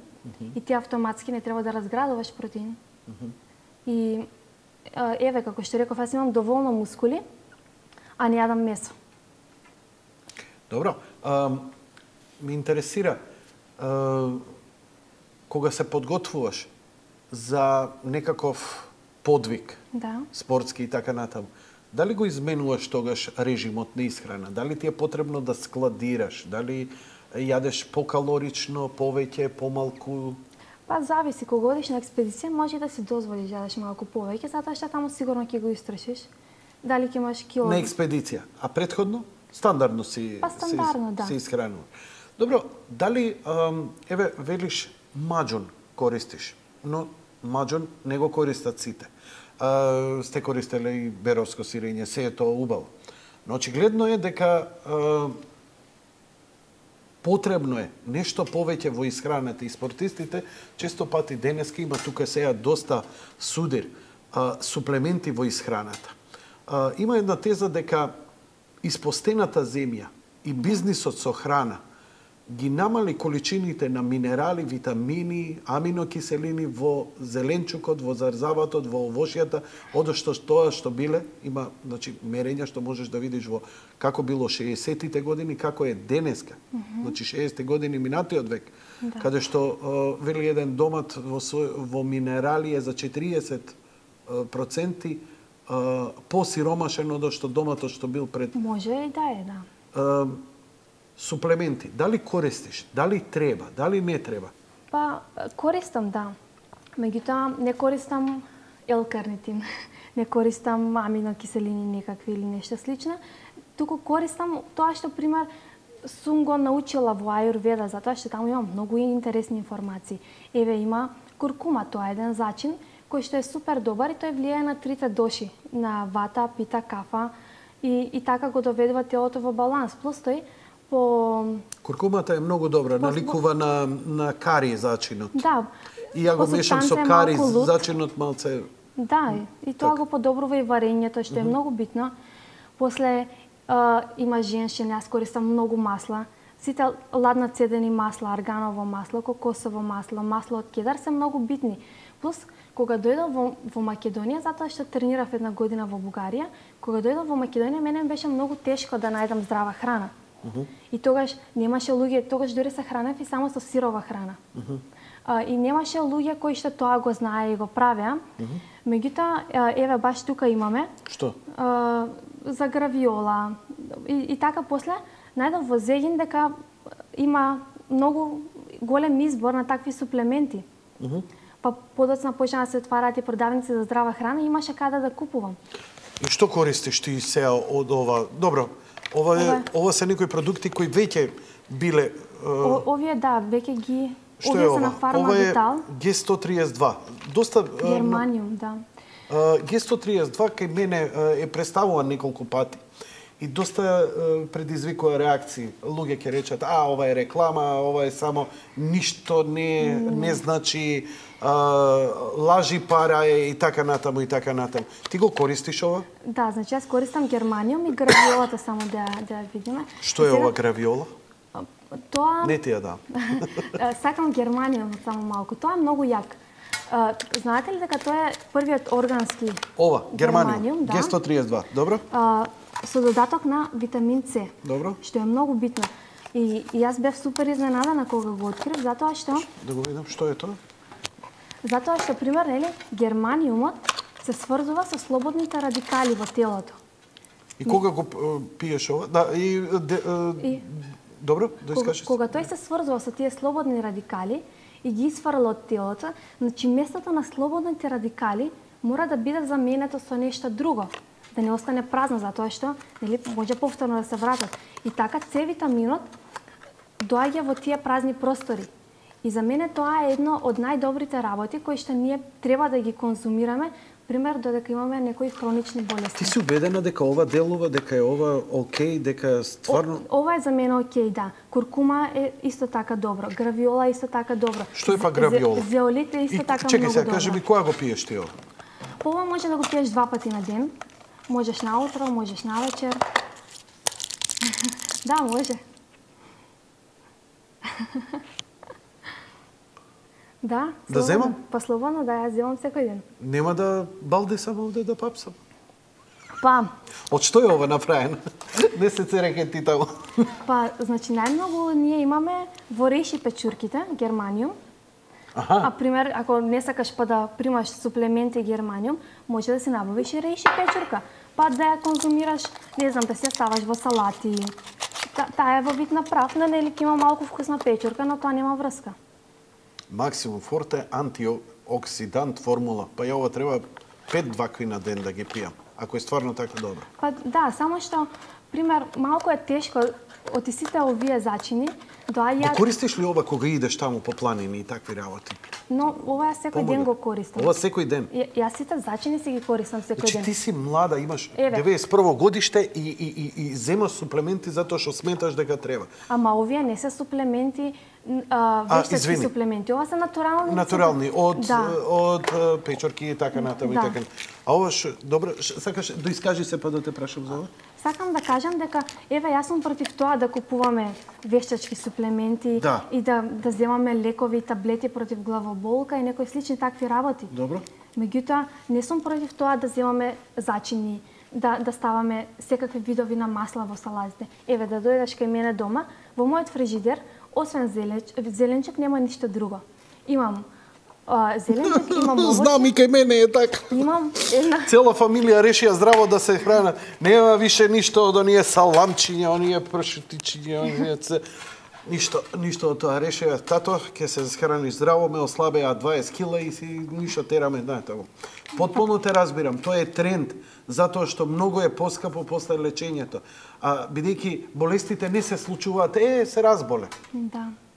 Тоа мора од негде да почне, а првим почнува од она што бутаме или како што веде еден мој пријател вика, повеќе пазиме што ставаме у кола од што во сопствениот стомак. Така е, да.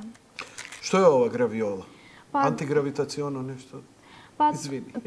Тоа е како еден плод. Тој реално има малку неубав вкус и малку е тешко да се конзумира во вид на прав, но еве, некојаш може да се најдат и таблети, капсули. И така не го чувствуваш вкусот, меѓутоа се верува дека гравиолата делува антифунгално, што е доста битно. Исто така антифунгално делува и кокосово масло, така луѓе кои што имаат проблеми со кандида и со функи, мислам дека гравиолата е супер. Дури ја препорачуваат и за превенција на рак. One a day, 30 капсули, Young and Sporty Energy Boost Maximum Energy. Што е ова? Ова е за директори. Мали, дојди вам. Не, ќе останам без пиење ако сега земам ова. Па, тоа се комбинација на витамини. Аха. Затоа да не земаш, пример, одредени витамини. Витамин Б има кофеин, гуарана, витамин Б, магнезиум, Energy Boost. Да, тие се специјални формулации. Да не земам кокаин, ова да земам. Не, затоа што нели сега немаш постојано возможност сам да си комбинираш витамините.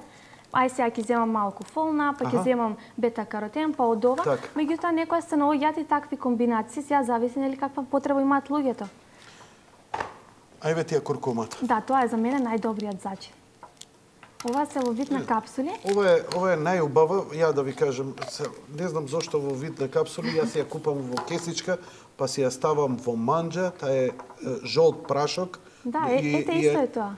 Многу вкусно, многу го сакам. Со ориз како е убава. Да, со ориз е многу вкусно. Не ми даваат ориз да јадам.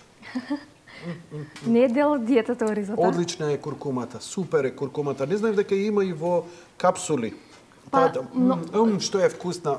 Ја има во капсули затоа што многу луѓе не може да го... Не ми се допаѓа вкусот, а мене ми е супер вкусно. Stupid people. Баш е многу е добра. Многу е вкусна. Куркумата е многу добра како оној зачин врз тестенини, врз ориз, врз такво нешто. Јас и во салати го ставам. Во салати и со кари плюс која ќе го ставам. Мераци. Ама плюс таа е добра, затоа што го загрева телото. Сендвич од седмица, една плескајца, па помфрит, па мајонез, па кетчап, па кој ќе го изедеш, па 6 дена не можеш да мрднеш, онака како да си изел цемент кој ти се стврднал у стомакот. Супер ти е. Да. Не, кога си млад можеш да ги да ги конзумираш на мои години, ама ја претпоставувам дека оваа работа ја треба дека во мои години, но еве ти ми велиш, ја постојано нели сакам и во моите емисии да истражувам дали суплементите спортистите ги користат, дали треба да ги користат, бидејќи мислев дека еве за луѓе во средни години. Ама видете, ова не се реални суплементи, ова се плодови. Пример, ова ти е како сушена брусница, кога ќе ја исушиш, ја мелеш, таа станува прав. Сакаш да ми кажеш не е ова хемија, измислено, не е хемија, да. Так. Пример, гравиолата не е хемија, германиумот не е хемија. И јас сум против тоа да конзумираме хемија. Не знам, порано, да, некој ми препорачал L-карнитин, можеби јас сум користела околу кога си имала 17 години, затоа што тогаш не ги знаев овие работи. И сега кога се враќам назад, затоа баш реков, тогаш да ги знаев овие работи, сигурно ќе било малку поинакво. Вело дека L-карнитинот го даваат како додаток вака во капсули кога се препорачува, например, половина час пред голем физички напор. За да се горува повеќе масти. Так. Да. Меѓутоа, јас пак најдов еден L-карнитин, кој што е на веганска база. И тоа можеби, ние, како што реков, сега работиме на многу голем проект за здрава храна. Кој вие? Па компанијата Зегин. Ти таму работиш? Да, работам на тој логично, проект. Добро. Да. Каков проект? Отвараме 30 нови локали за здрава храна. Чекај, од каде? Во Македонија, во Србија, во Босна, во Хрватска. И Шо, кафани, ресторани? Не. Локали за здрава храна. Ќе продавате здрава храна? Да, исклучиво био. Чекај, извини, ова е ексклузивно затоа што нигде не сум прочитал дека Зеги нешто еве спонзор ми, ама немам таква информација дека идете ваков проект. Да, тоа е супер добар проект, затоа што ние ќе понудиме можеби над 24.000 различни видови на продукти. Еве, реално јас немам се да си купам во Македонија. И многу работи ги порачувам преку интернет. За мене тоа е многу важен проект, затоа што, како што реков, ова што денеска ние го правиме. Добро. Тоа влијае на генерациите кои што ќе доаѓаат. Сите одлуки кои што денеска ги донесуваме. Јас јадам од куркумата, извини. Мене ми е фина како зачи. И сите одлуки кои што ние денес ги донесуваме, автоматски ги засегаат идните генерации. И плюс ние сме само 2 милиони луѓе во Македонија. Јас верувам дека е многу лесно. Многу луѓе не ги знаат овие работи, јас не сум ги знаела. И е многу лесно да им покажеме и да им кажеме како треба да се раниме здраво. Затоа што ние ако имаме здрав поединец, ќе имаме здраво семејство, ќе имаме здраво општество, ќе имаме супер здрава држава. Ма треба да веруваме дека ова навистина функционира, дека ова здраво, дека не е ова хемија, дека не е ова само бизнис. Бизнис се е денеска бизнис, нема и најздравата храна е бизнис. И овошјето здраво и нон-ГМО и така натаму. Е бизнис. Но дали делува, дали тоа што еве бидејќи и ти како спортиста мораш да конзумираш огромни количини на храна и то сериозна храна за да имаш надчовечки за да можеш да издржиш надчовечки напор, потребно ти е нешто што нема фол да ти биде. Еве спомна дека ти немаш проблем да изедеш и некој сникерс, шоколадо и така натаму, не верувам дека тоа на подолга патека ти го конзумираш, тоа е во инцидентен систем, така? На експедиции. Така, на експедиција и такво нешто. Но дали ваквите работи едноставно човек треба да ги зема само ако е спортист или навистина у секојдневната исхрана ни се потребни.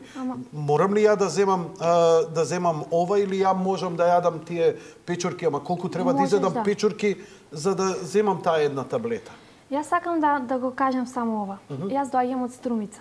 И јас слушнав дека многу од нашите земјоделци ставаат многу пестициди и многу од овошјето нели биле враќани. Да ги заштитат и така натаму ги враќаат. И тоа не е во ред. Значи не е во ред сега да произведуваме супер многу храна само за да правиме бизнис. Оти треба да ни е да здравието на луѓето. Затоа што мене ми е. Ако ние не произведуваме здрава храна за нас, еве еден земјоделец има не знам колку хектари овоше зеленчек и сега тој пред се го прави за нас. Значи ние мора да гледаме да се поддржуваме како нација. Затоа што животите на луѓето не се бизнис. И тоа всушност е еднината на нашата земја. Затоа јас велам дека еве и многу од младите треба да прават спорт, треба да се хранат здраво, треба да размислуваат позитивно, треба да имаат цели во животот. Затоа што еве доаѓа време кога ние ќе раководиме со државата, ние ќе ги поднесуваме правилата. Меѓутоа тоа што ние ќе го правиме денес ќе влијае на другите луѓе кои што ќе дојдат после нас. Ова денешната ситуација, ова е многу убаво филозофски кажано. Ова денешната ситуација е последица на тоа што се случувало во минатите години. Но еве конкретно да те прашам. Како јас ќе се снајдам? Еве, продавници за здрава храна не се нешто ново во Македонија. Постојат. Има повеќе. Во последно време да, веќе. Во последно време има така натаму и така натаму. Еве, и не ме чуди дека и компанијата кај што работи Зеген ќе влегува во тој бизнис, ќе се проширува со мало продажба. Предпоставувајќи ја која ја има целата поддршка и инфраструктура, навистина верувам и нели контакти со страство и така натаму дека ќе навистина огромен број колку рече продукти? Па на 24.000. 24.000. И плюс тоа секогаш прашање ми е, извини, секогаш ми е прашање кога ќе влезам у продавница за здрава храна, што ја сега да земам? Или ако земам по некои правила, ја треба да земам 5 овакви, 3 овакви, 14 вакви, 1 овакво, 2 јаболки, 1 цеден овакво и гледаш дека физички невозможно. Тука малце, знаеш, мислам дека ќе имаме здрава храна, како ќе знаеме што треба ние од ова да го зееме? И тоа е многу битно прашање. Затоа што ние можеме да имаме продавница здрава храна, меѓутоа луѓето треба да се едуцираат што точно да јадат.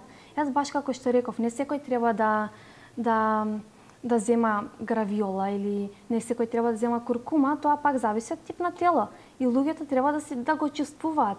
Но кога ќе размислиш, ти сега јадеш нездрава храна и после има многу болести кои што доаѓаат и ти трошиш многу пари во медицината и во фармацијата за да ги излечиш тие болести. Тоа се навистина многу пари, плюс е многу стрес и за семејството и за луѓето.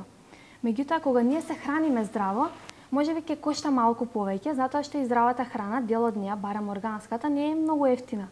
Можеби сега ќе кошта малку повеќе, но тоа е на долгорочен план. Битно е да сме здрави. Затоа што многу повеќе цитостатистици чинат и те коштаат дури да си нели осигуран здравствено, здравието што ќе го изгубиш и се она околу тебе што после ќе се случува, нема пари. Тоа да, апсолутно. Но од друга страна нели сиромашниот нема, па ќе купи од најефтината салама, ќе купи некој сендвич како претходно опишаниот. Ама дали саламата пример е поевтина од 1 килограм јаболко? Дали е поевтина? Не. Па не. Сигурно. А 1 килограм јаболко, таму имаш 5 јаболки кои што може да ги јадеш денеска. Јас некогаш јадам само 5 јаболки на ден. Значи, сепак е во главата ставот да го измениш дека можеш без таа храна и дека можеш да ја замениш со друга. Така да живееме во некоја паника, ќе умрам од глад, не можам да издржам, не ме држи сит. Некој што викаше, доктор Огниновски викаше, ние не се храниме од потреба, ние се храниме од мисла. Од мислата, да. А тоа не е здраво. А дури веќе има и некои луѓе, јас не знам колку тоа е реално, меѓутоа има луѓе кои што пијат само течности и не јадат ништо. И живеат. После рак на дебело црево. Па не, и живеат. А без влакна? Не, немој. Па има такви примери сега. Јас не знам, тоа не сум го пробала. Јас сум постела една недела само на вода, чаеви, цедни сокови, тоа е во ред. Можеш и 40 дена слободно, големи пости и така натаму. Да не се шегуваме. Дебело црево без влакна. Да, тоа е подребно. Нели, знаеш како може многу лесно. Течна храна може да е добра, а ти мораш овие влакна да земаш од растенија, од салата и така натаму. Организмот тоа му треба во бар. Он може да издржи човеков организам, па еве ги луѓе преживеале концентрациони логори. Тоа е какво измачување, па доживеале длабока старост. Но тоа е стрес, тоа е инцидент, тоа е борба за гол живот. Овдека збориме за начин на живот. После ќе се чудиме малку. Ние мораме да имаме баланс во исхраната. Мора, да, тоа го барам. Да.